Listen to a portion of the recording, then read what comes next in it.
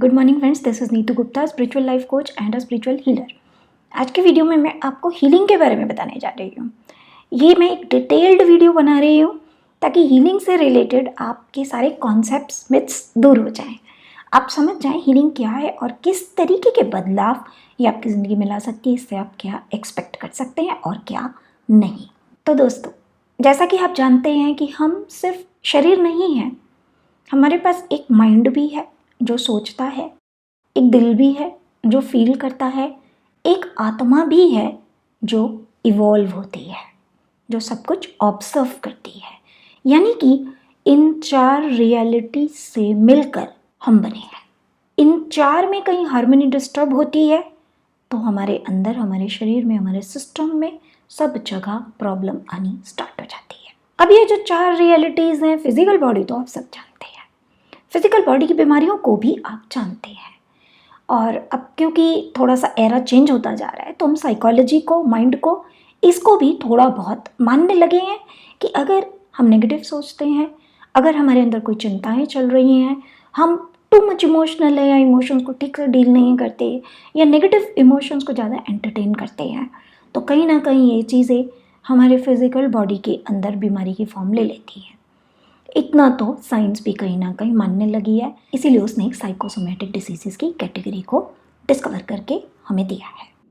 तीसरी चीज़ होती है कॉन्शियसनेस, जिसको साइंस अभी नहीं मानती।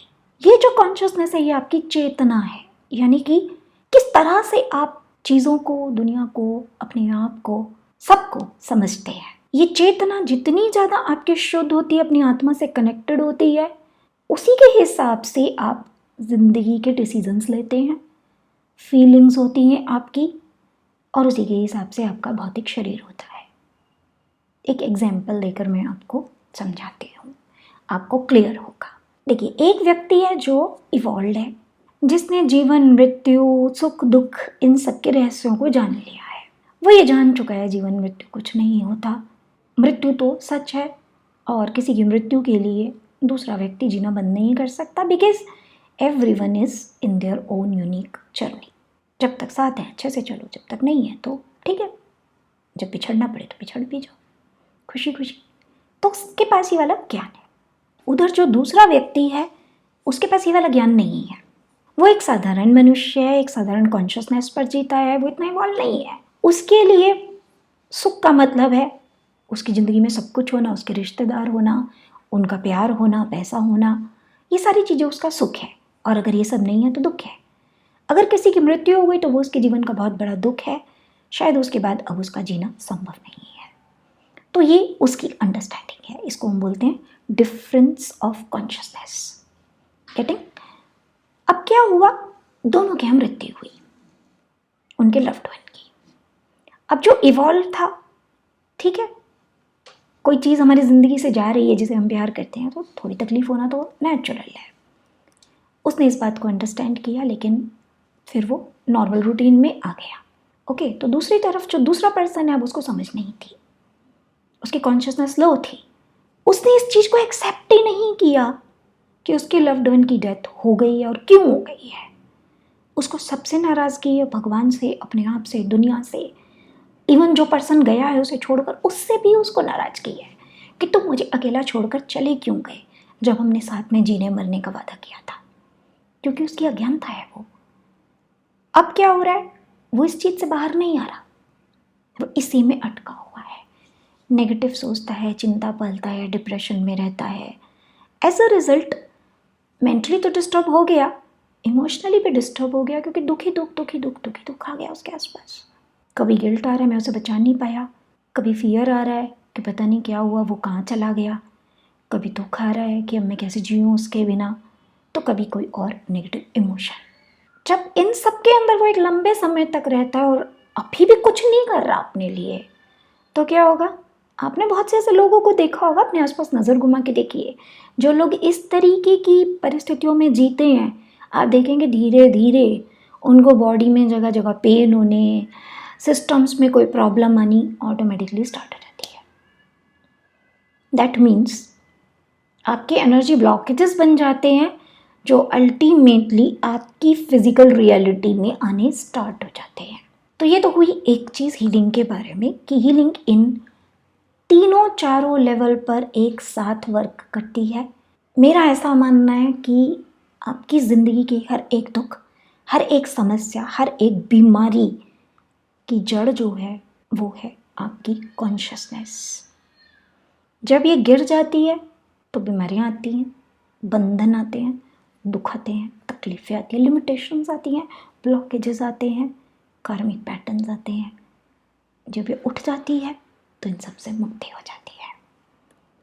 बहुत सिंपल वे में मैंने आपको ये बात बताई है, ऐसा ही होता है क्योंकि ये सब मैं अनुभव कर चुकी हूँ अपने अंदर। मैं वही ज्ञान बांटती हूँ जिसको मैंने अनुभव किया है। मैंने एक हीलिंग की एक लंबी जर्नी की है, एनर्जीज़ के साथ, गॉड के साथ, इन सब चीज़ों के साथ बहुत काम किया है। मैंने ये शिफ्ट देखा है कि कॉन्शियसनेस में जब ये शिफ्ट होता है तो क्या होता है हमारी रियलिटी में। जब आपकी कॉन्शियसनेस बढ़ने लग जाती है ऑटोमेटिकली आप एक एक बीमारी से, दुख से दूर होते चले जाते हैं। आपका सोचने समझने का नज़रिया बदल जाता है। ऑटोमेटिकली आपके अंदर पीस, कामनेस, ये सब चीज़ें खुद ही डेवलप होने लग जाती हैं। पीस चाहता क्यों है? पीस चाहता है क्योंकि आंसर नहीं है प्रॉब्लम के।